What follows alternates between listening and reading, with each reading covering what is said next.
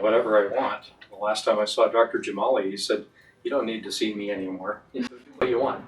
So that's what I'm doing. I'm just doing what I want. I'm back to walking 2 and 3 miles every other day and using all the equipment in the gym on the alternate days. Climbing hills to the swing tree with the grandkids, and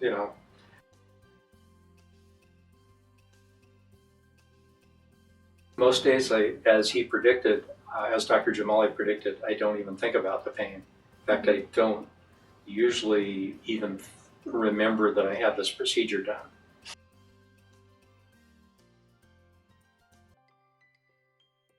I'll tell anybody who wants to listen. Now, I have recommended it.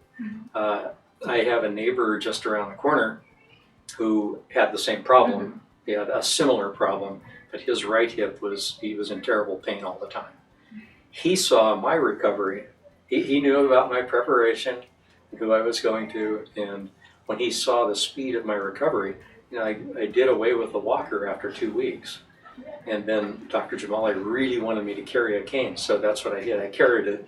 I didn't use it. After 2 weeks, I was walking around the neighborhood, and this guy said, "What's up? How was it?" I said, "You have to go do this."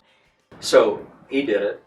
He made an appointment. A month and a half after I had this procedure, he had to book it in advance, but he's now walking around. We're good friends.